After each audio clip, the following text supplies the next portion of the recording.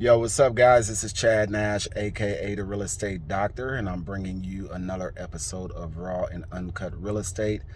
This is basically where I just talk about a topic that comes to mind at some point during the day randomly, or I've heard a piece of information that I think that you guys might enjoy or find value. And it's totally unscripted, so sorry, I don't get any Photoshop, I don't get any makeup, I don't look good. You get me in my rawest form.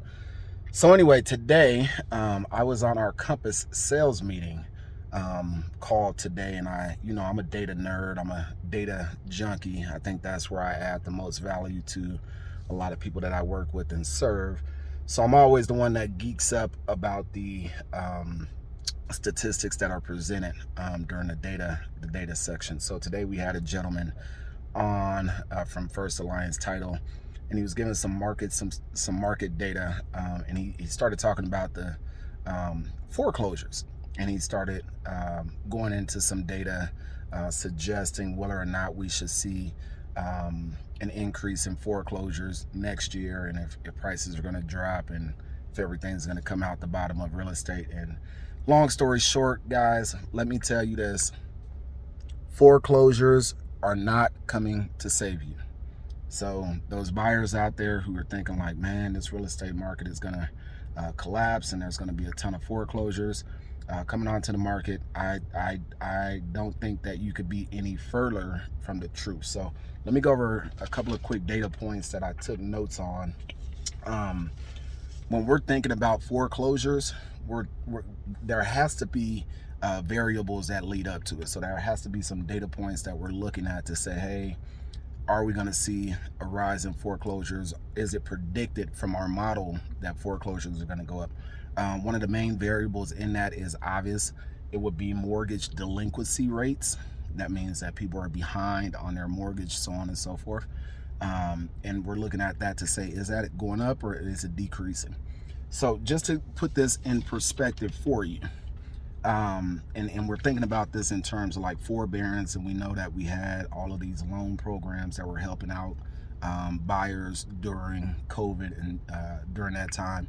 But think about this. So in September 2021, the national delinquency rate for mortgages, meaning that a mortgage was at any level of potential delinquency from low to severe, was only 4.4%.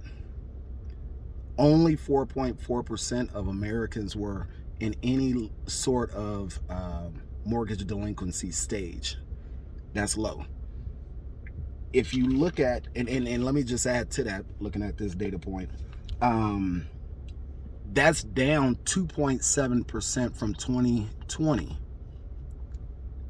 From September 2020 to September 2021, that number has actually dropped 2.7%. So remember, I made a video a while ago and I said, hey, as forbearance comes to an end, you're going to find mortgage companies and banks and lenders, they find a way to cure these loans, so on and so forth. I think that's part of that. But think about this for Colorado, all right, our state on a local level. Only 2.2% of loans are in mortgage delinquency. That's low. That's actually the second lowest across the nation. So for folks out here who are thinking that, hey, we're going to see this plethora of foreclosures coming onto the market, sorry, I don't think it's going to happen. I'm sorry to bust your bubble, but I don't think it's going to happen.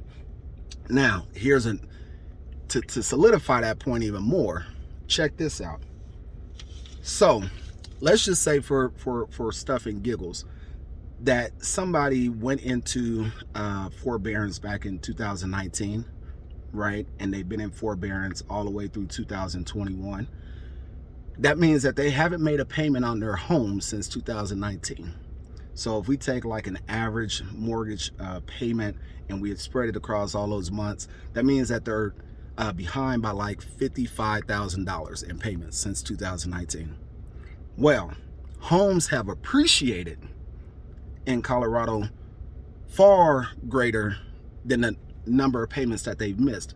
So that same home where they missed $55,000 in payments is probably worth $140,000 more since 2019. So when you talk about somebody, if they're going to face foreclosure, once again, the data doesn't suggest it. Their house is valued more than what they owe back to the bank in those missed payments. So there's going to be a ton of curing. People tap into their equity. They satisfy those delinquency payments through equity, so on and so forth. That cures the problem of foreclosures coming onto the market. So I say all that to say this. I didn't mean to make this a longer video. Guys, foreclosures are not going to save the day.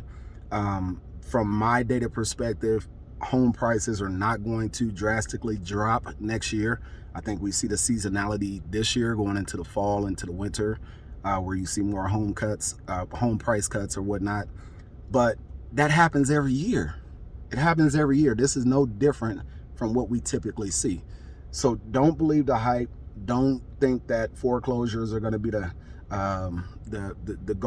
Trojan horse to save you and your buying needs. If you're thinking about buying, pull the trigger, go.